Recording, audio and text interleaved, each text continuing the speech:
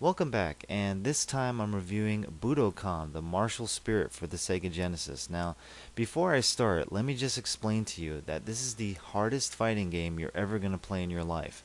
As a matter of fact, the game gets a bad rap because of it. A lot of people think that the gameplay is broken, but that's not the case. The game is just meant to be played that way. It's just a very, very difficult game, and so I think it's misunderstood. So this review is going to be more of a tutorial than a review, because I just want to show you how to play the game, just in case you ever pick up the game for yourself.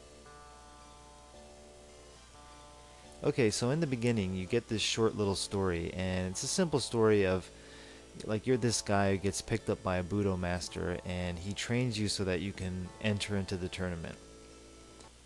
Okay, so when you first start off, you start in the dojo, and there are 5 different parts to this dojo. Now, over here is where you train in the bow staff, and over here is where you train in karate, and over here to the bottom left is where you train in the nunchakus, and over here is where you train in kendo. Now, the most important part of the dojo, or where you're going to go to the most, is up here. And the reason for that is because you get to mix up the different weapons, like nunchaku versus bow, or karate versus kendo, different stuff like that. And the reason why you need to come here is because the people you're going to fight in the tournament are going to use different weapons on you. So you're going to want to practice in this area right here. Okay, so there's one other part to the dojo, and that's up here. And this is where you get to talk to the Budo master, and when you talk to him, he really doesn't give you any advice like how to beat your opponent or how to train or anything like that. He really just gives you words of encouragement, like it's a lot of Zen philosophy and stuff like that, so you really don't need to come here unless you're into that stuff.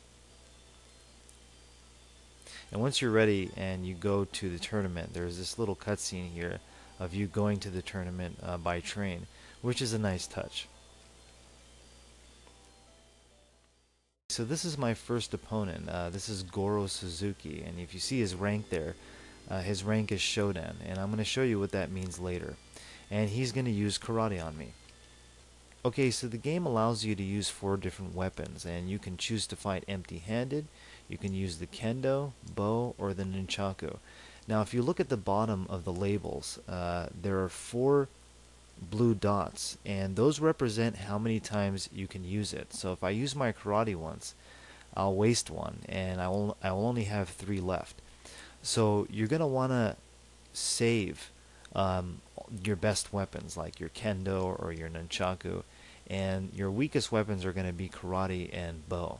But you're going to want to try to get away with as much as you can using your karate, because that is really your weakest weapon.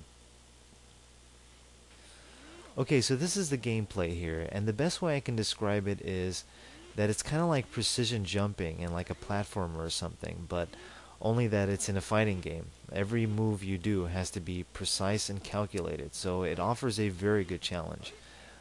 You're going to be tested on every level, like your reflexes, your timing, your patience, so the game is very hard. Okay, so if you look at the top there, I have a stamina bar and a key bar. Now the way you build your key is you either stand in place or you block kicks and punches. Now if you block them, you're going to build your key up faster. Now the key is for your power, so every time you punch and kick, it's going to be a lot more powerful, and that's the best way to beat your opponent, is to build your key up so that you don't have to do too much to beat your opponent. One thing you're going to have to learn is how to fight with low stamina. Now the controls change when that happens. You're going to have to hold the buttons a lot longer than you did before to pull off the moves. So you're just going to have to practice with this so that when this happens, you know what to do. And I think this is the part where a lot of people think that the gameplay is broken because you can't control your character the way you did before. So I think that's where I think people get confused into thinking that the controls just suck. The game has lots of variety. Every opponent you're going to fight is going to look different. It's not going to be the same thing all the time. And the movesets are not going to be the same all the time. These guys are going to be different every time you fight them. Okay, so once you beat the first guy, you're gonna fight E.G. Kimura, and his rank is Shodan also, and he's using the Kendo. So I'm gonna go ahead and now I haven't figured out how to beat this guy with karate yet, so I'm gonna go ahead and try that out. I usually beat him with the bow. He's very easy to beat with the bow, but what you're gonna want to do is you're gonna want to save your bow and try to beat this guy with karate. Now I'm sure I'm not gonna beat him because I still haven't figured out how to do this.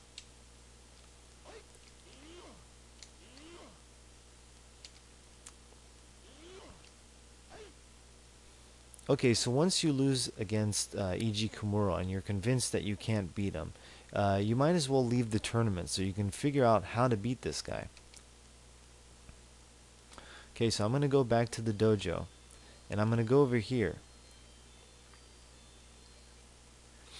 And I'm going to pick this, and I'm going to pick Karate versus Kendo, and his rank was Shodan.